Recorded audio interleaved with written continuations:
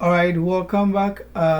Yes, guys, let's get into it. So this is our file, and we, as I said, made mention earlier on or in the past video, we are expected to calculate the expected with our portfolio return, the portfolio standard deviation, and this would help us in calculating our risk premium, and finally, it will help us in calculating Sharpe ratio. I mean, even without a risk premium, you can still do it, but risk premium makes it very easier to calculate the risk premium. So let's get into it straightly, and let's get an expected portfolio from this. And the expected portfolio, as made mention, that will be the percentage of stock A multiplied by the average return, then add the percentage of that of B multiplied by the average of return. So getting into it, that is going to be that percentage of stock A, which happens to be this, multiplied by the average return for stock A.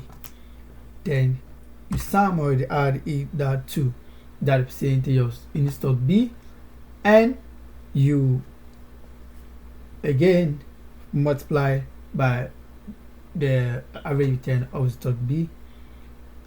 Oh, sorry, this one isn't showing.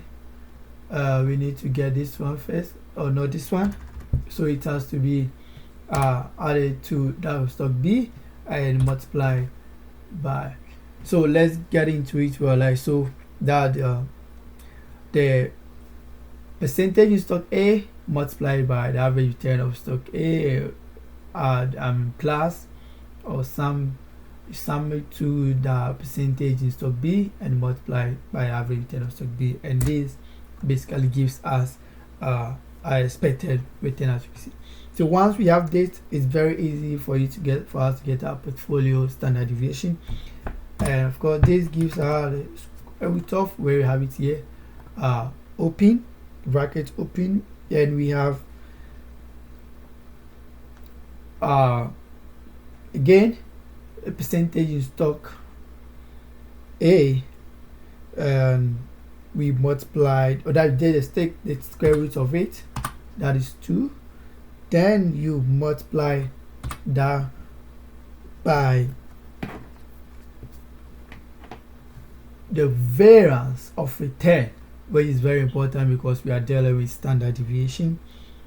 Then you sum it by, now let's get to B, percentage in stock B, and what you also do again is take the square root of it and multiply it by the variance of return for stock B, which happens to be C4, that has been highlighted.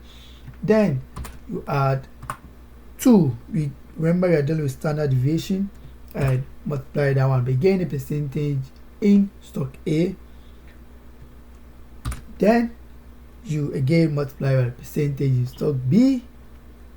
Then finally you come to the covariance of return, which is very important, in which is going to be this one. And this basically gives us, and don't forget to close the brackets for A's together, and this basically gives us a portfolio standard deviation. So in calculating our risk premium, it's very straightforward and simple. That's I made mention, risk premium is just the expected portfolio expected return minus the risk-free rate. So it becomes very easy to do it, and we have an expected portfolio return here, which happens to be this, and you just multiply you subtract the risk-free rate from it, and that gives us our risk premium. So now it's time for us to calculate our Sharpe ratio, and with our Sharpe ratio, it's either we use the risk premium, or we can just go ahead and use expected return together with, like how we did it for, we use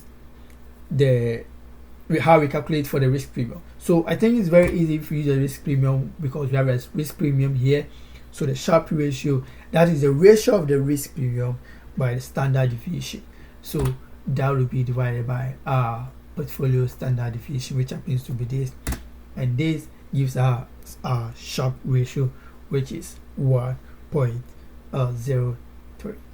So this basically gives us Sharpe ratio, and this basically also, actually, as I made mention of earlier, measures the risk, return risk measure. It's a return risk measure, so it's actually measuring risk that's associated with these various stocks that we had asked for, stock A and stock B. I would like to end here, and we will go to the next section where we'll try to have some kind of changes in our sheet, and that would help us to do a different kind of analysis in terms of trying to get our Sharpe ratio, and we are going to have a better interpretation at the end of it. Thank you.